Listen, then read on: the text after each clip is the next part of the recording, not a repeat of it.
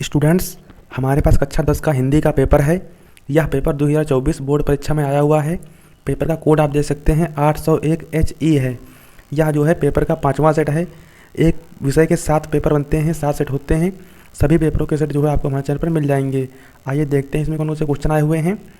सबसे पहले 20 वैकल्पिक क्वेश्चन आते हैं। जो पेपर का पैटर्न है वो यही रहेगा। जैसे सबसे पहला क्वेश्चन दिया हुआ है वैकल्पिक वाला, रक्षाबंधन नाटक के नाटककार हैं। तो रक्षाबंधन नाटक के नाटककार जो है हरिकृष्ण प्रेमी जी हैं। ये आपका जो है दूसरा ऑप्शन सही हो जाएगा। अगला क्वेश्चन है रामधारी सिंह दिनकर की रचना है। ये जो है पहला ऑप्शन में सही हो जाएगा। संस्कृत के 4 अध्याय, संस्कृत के 4 अध्याय जो है रामधारी सिंह दिनकर की रचना है। अगला क्वेश्चन है राग दरबारी रचना के उपन्यासकार हैं। तो राग दरबारी रचना के उपन्यास जो है उपन्यासकार श्रीलाल शुक्ल जी हैं। अगला क्वेश्चन नंबर 4 है शुक्ल युग के अन्य नाम कौन कौन से हैं। प्रसाद युग, प्रेमचंद युग, छायावाद युग। तो ये सभी जो हैं, इसलिए मैं चौथा ऑप्शन सही हो जाएगा, इनमें से सभी। अगला क्वेश्चन है विष्णु प्रभाकर किस युग के कहानीकार हैं। भारतेंदु युग, छायावादी युग, द्विवेदी युग।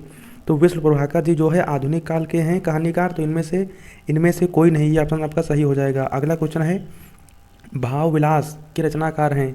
तो भाव विलास के रचनाकार देव हैं, दूसरा ऑप्शन सही हो जाएगा। अगला क्वेश्चन है प्रयोगवादी काव्य की विशेषता है। ये आपको बताना है प्रयोगवादी काव्य की विशेषता है, आप लोग बताइए। अगला क्वेश्चन है काव्य की प्रवृत्ति एवं रचना शैली के आधार पर रीतिकाल की कितनी धाराएं स्वीकार की गई हैं। तो रीतिकाल की जो है 3 धाराएं स्वीकार हैं, 3 धाराएं हैं।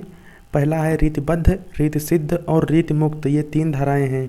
रीतिबद्ध, रीतिसिद्ध और रीतिमुक्त, ये 3 धाराएं रीतिकाल की हैं। अगला क्वेश्चन है जौहर काव्य के रचनाकार हैं। तो जौहर काव्य के रचनाकार श्याम नारायण पांडे जी हैं, पहला ऑप्शन सही हो जाएगा।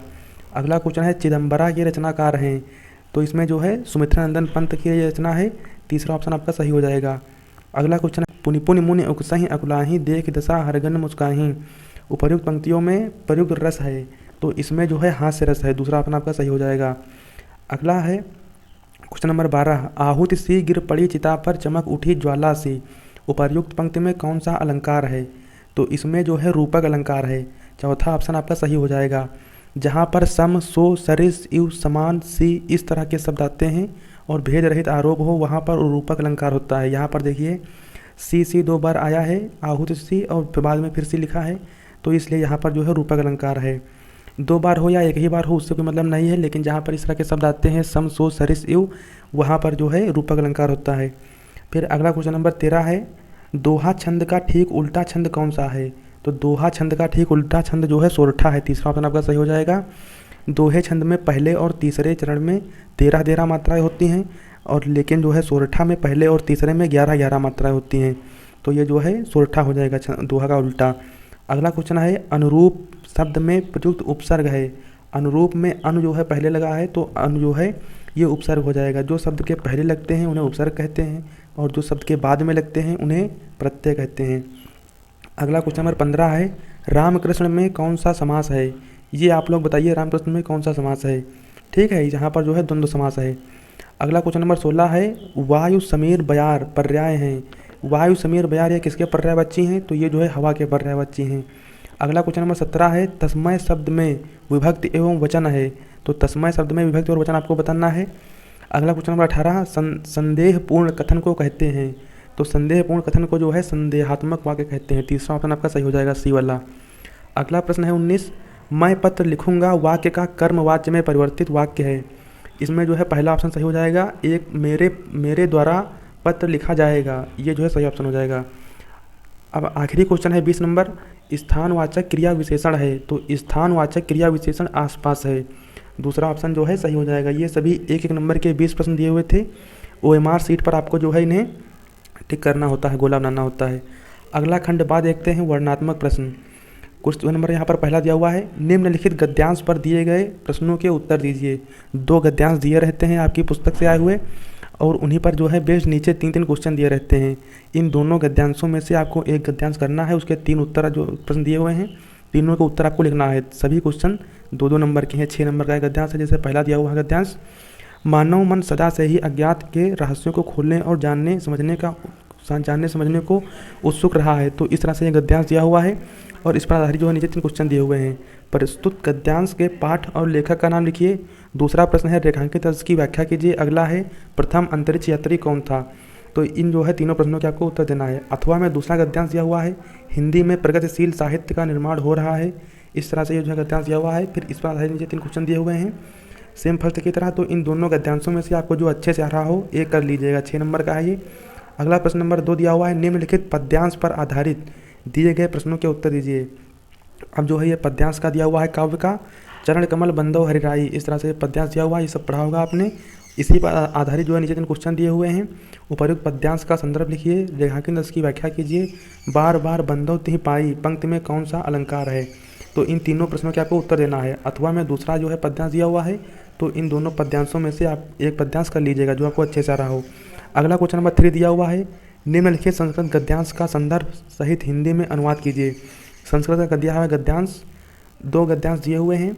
वाराणस्याम प्राचीन काला देव गेहे गेहे विद्याया दिव्यम ज्योति देवते, इस तरह से एक ये दिया हुआ है। और इसका जो पहले आपको संदर्भ लिखना है और फिर बाद में हिंदी में अनुवाद करना है। अगला क्वेश्चन नंबर देखते हैं। क्वेश्चन नंबर 4, दिए गए संस्कृत पद्यांश का संदर्भ सहित हिंदी में अनुवाद कीजिए। 2 पद्यांश दिए हुए हैं, पहले आपको संदर्भ लिखना है फिर हिंदी में अनुवाद करना है। इन दोनों में से आपको जो आ रहा हो कोई एक आप कर लीजिएगा अच्छे से। अगला क्वेश्चन नंबर 5 देखते हैं। अपने पठित खंडकाव्य के आधार पर दिए गए प्रश्नों में से किसी एक प्रश्न का उत्तर दीजिए। सभी खंडकाव्य यहाँ पर दिए रहते हैं। आपके यहाँ जो खंडकाव्य पढ़ाया जाता है तो वह इसमें से जो है एक प्रश्न का एक उत्तर आपको करना है। जैसे हमारे यहाँ जय सुभाष पढ़ाया जाता है तो जय सुभाष में से हमें एक प्रश्न आप जो है एक प्रश्न का उत्तर देना है। ये जो है 3 नंबर का है। अगला प्रश्न देखते हैं। अगला क्वेश्चन है क्वेश्चन नंबर 6, दिए गए लेखकों में से किसी एक लेखक का जीवन परिचय देते हुए उनकी एक प्रमुख रचना का उल्लेख कीजिए। पद्मलाल, पुन्नालाल बख्शी, रामधारी सिंह दिनकर, डॉक्टर राजेंद्र प्रसाद। इन तीनों में से जिसका जीवन परिचय आपको अच्छे से आ रहा हो वो आपका जीवन परिचय करना है, उनकी रचना भी लिखनी है। अगला क्वेश्चन इसी में दिया हुआ है, निम्नलिखित कवियों में से ये कवि दिए हुए हैं मैथिली शरण गुप्त, रसखान, महादेवी वर्मा, अशोक वाजपेयी। तो इन कवियों में से किसी एक का आपको जीवन परिचय लिखना है, रचना भी लिखनी है। अगला क्वेश्चन नंबर 7 है, अपनी पाठ्यपुस्तक में से कंठस्थ कोई एक श्लोक लिखिए जो इस प्रश्न पत्र में ना आया हो। आपको एक श्लोक लिखना है जो इस पेपर में ना आया हो, 2 नंबर का है। अगला क्वेश्चन नंबर 8 है, वाद विवाद प्रतियोगिता में प्रथम स्थान प्राप्त करने पर अपने चचेरे भाई को बधाई पत्र देते हुए पत्र लिखिए। आपको जो है पत्र लिखना है। अथवा में दिया हुआ है, अपनी गली या मोहल्ले की नालियों की समुचित सफाई के लिए नगर निगम के स्वास्थ्य अधिकारी को पत्र लिखिए। इन दोनों में से आपको जो अच्छे से आ रहा हो केवल एक कर लीजिएगा, आसान आसान से हैं। 4 नंबर का है ये। अगला क्वेश्चन नंबर देखते हैं। निम्नलिखित प्रश्नों में से किन्हीं 2 प्रश्नों के उत्तर संस्कृत में लिखिए। संस्कृत के प्रश्न हैं छोटे छोटे से, ये 4 प्रश्न दिए हुए हैं, 5 प्रश्न हैं। इनमें से आपको 2 प्रश्नों के उत्तर देना है। सुवर्णस्य किम मुख्य दुखम कीर्ति केन वर्धते, इस तरह से जो है छोटे छोटे क्वेश्चन दिए हुए हैं, 1 नंबर के हैं ये। इनमें से आप दो क्वेश्चन जो है कर लीजिएगा। अब आखिरी क्वेश्चन है क्वेश्चन नंबर 10, निम्नलिखित विषयों में से किसी एक विषय पर निबंध लिखिए। यहाँ पर जो है 5 टॉपिक दिए हुए हैं। किसी यात्रा का वर्णन, नई शिक्षा नीति, इंटरनेट, आत्मनिर्भर भारत, पुस्तकालय से लाभ। तो इस तरह से ये जो है 5 टॉपिक दिए हुए हैं। इनमें से आपको जिस विषय पर अच्छे से निबंध आ रहा हो उस पर आपको निबंध लिखना है। 7 नंबर का है ये। करीब 3-4 पेज लिखिएगा अच्छे से ताकि बढ़िया नंबर मिल जाएँ।